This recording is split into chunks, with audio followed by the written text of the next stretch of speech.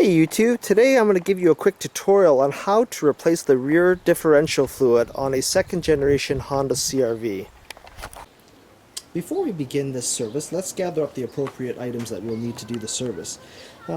Things that you're going to need is exactly one bottle or a liter or a quart of genuine Honda dual pump fluid version 2, which I think is the only type of fluid that's available for the CRV differential. A replacement drain plug washer, as you can see there, a 3/8 end square drive ratchet, essentially just a plain ratchet with no socket, a funnel with a long hose so that you can fill it quickly, a drain pan, and a breaker bar that you can put onto the end of your ratchet to break the fill and drain plugs loose if you've never done a service on this vehicle before. Generally they're quite tight. So one of the key things of why we want to service the rear differential on this CRV, I believe the Honda factory service interval on this generation of CRV requests, I believe it is every 30,000 kilometers that you replace this fluid, and the reason why is it enables the rear clutches to engage properly when slippage is detected, if I understand correctly, or to transfer power to the rear wheels at the very least.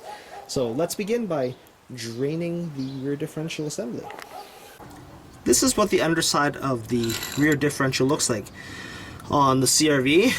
First generation, second generation are essentially the same as far as the servicing goes, and I even think the third generation is almost the same as well, identical in fact.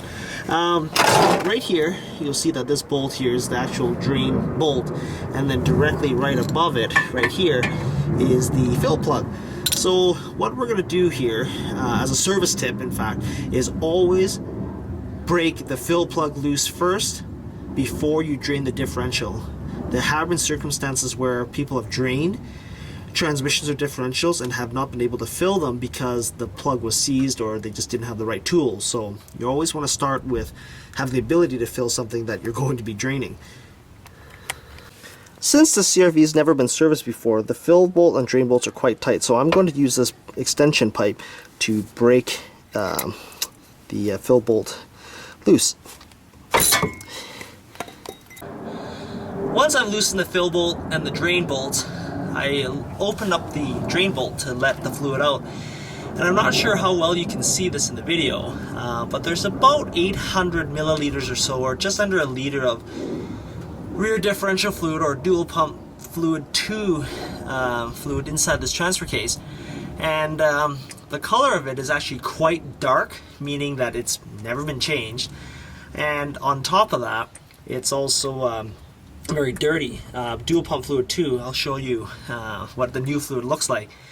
It's a very light pale pink color, and by comparison, when I first opened up this plug on the CRV, the fluid was actually quite dark, so I know that the fluid is well used. While that rear differential is draining, let's talk very quickly about why we want to change this fluid on a regular basis. Customer complained, or sorry, not customer, I should say, friend complained that the vehicle rear differential was making some sort of weird howling noise, and that the all-wheel drive wasn't kicking in properly when it needed to, and that's usually attributed to the fact that the fluid isn't operating the way it should. It is a viscous fluid, and so of course with the rear differential design on the CRV, as well as many other SUVs, the fluid condition and the fluid type you use is really important. So make sure that you service this fluid often. You know, a quart of the stuff is about, I think $12 at Honda, so it's not very expensive, and it is a very simple process to do. One thing to be clear, do not mix dual pump fluid 2 with ATF. They are not the same, nor do you want to mix this type of fluid with the accurate DPSF fluid used in the Acura super handling all-wheel drive systems. Now that the fluid's almost completely drained out, let's replace the drain plug with a new crush washer and just hand tighten the bolt and just snug it with your ratchet, and then let's use our funnel and tubing apparatus to begin filling the rear differential. So how I'm going to fill the differential is by routing my funnel and fill tube apparatus through the rear driver's side wheel well, and then just follow it along the drive axle, and then essentially have it plug right into the diff. You can't really see it from here, but it basically follows a fairly straight path that goes straight into the differential. And what we're going to do is we're basically going to keep pouring fluid in until either the entire liter goes in, and you know it's full because that's the total capacity, or when fluid begins to run out, which is also indicative that it's full. You can never overfill a rear diff because, you know, the fill limit is where the hole is, and any excess is going to start running out.